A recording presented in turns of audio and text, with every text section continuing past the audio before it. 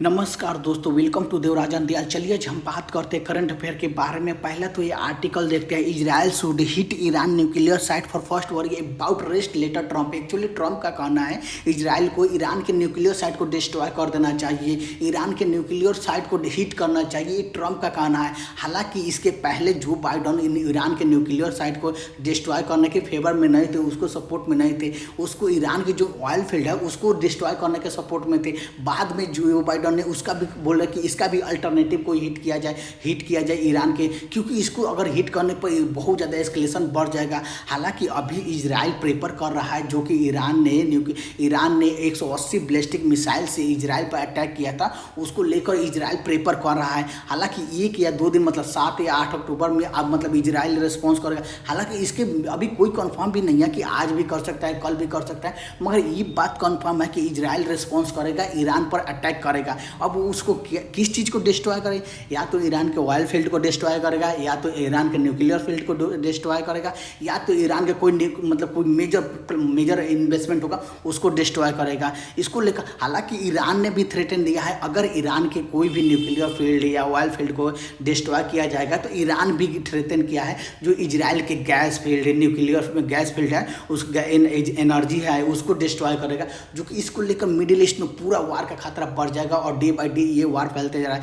क्योंकि इजराइल भी इधर ईरान के न्यूक्लियर फील्ड पर चाहे ईरान के ऑयल फील्ड पर डिस्ट्रॉय करेगा, उधर फिर से ईरान भी इजराइल के oil field, gas, energy site है उसको डिस्ट्रॉय करने के लिए बोला है, थ्रेटन किया है। इसको लेकर बहुत ज़्यादा अभी कंसर्न जताया जा रहा है कि वर्ल्ड में क्या होगा, मिडिल ईस्ट में क्या होगा। एक्चुअली क्या हुआ है कि जब ट्रम्प थे तो उस पर ईरान पर सैंक्शन लगा दिए थे यूएन के कहने पर। तो जब जो बाइडन आए ना तो यूएन का सैंक्शन ईरान से हटा दिए, उसको लेकर बहुत ज़्यादा इजराइल भी कंसर्न जताया था, गुस्सा भी हुआ था। एक्चुअली अभी क्या हुआ है कि एक्चुअली इजराइल को सपोर्ट कर रहा है यूएसए और ईरान को सपोर्ट कर रहा है इंटरनली रसिया, क्योंकि एक्चुअली बहुत सारे रिपोर्ट पब्लिश हुआ है कि Russia weapon help Iran harden the defence against Israeli air strike. Russia का जो वेपन है S-400 S-35 वो मतलब ईरान को हेल्प करेगा, ईरान को बचाएगा इजराइल के एयर स्ट्राइक से। हालांकि ये अंदर मतलब इंटरनल जो कि सीक्रेट से ये चल रहा है, क्योंकि रसिया का जो S-35 है,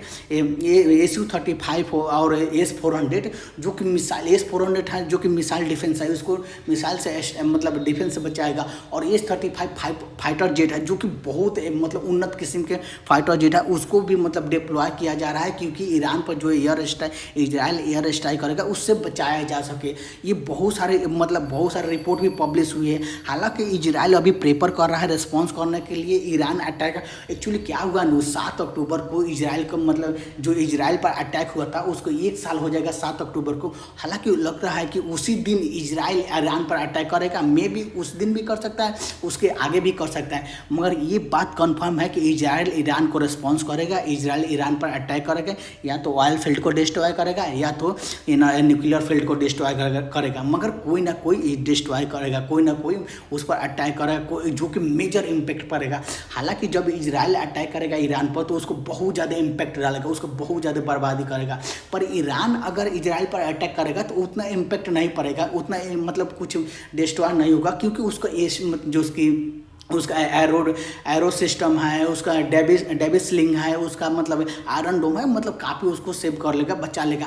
पर अगर हाइपरसोनिक मिसाइल से लॉन्च करेगा तो उसमें नहीं बच पाएगा, उसमें कुछ उसको मेजर इम्पैक्ट पड़ेगा उसको, और उसको लेकर जो भी डेवलपमेंट होगा उसको कवर करूँगा। आशा करता हूँ कि आपको वीडियो समझ में आया। अगर वीडियो समझ में आया तो लाइक कीजिए, कमेंट कीजिए, शेयर कीजिए और सब्सक्राइब कीजिए। Thank you.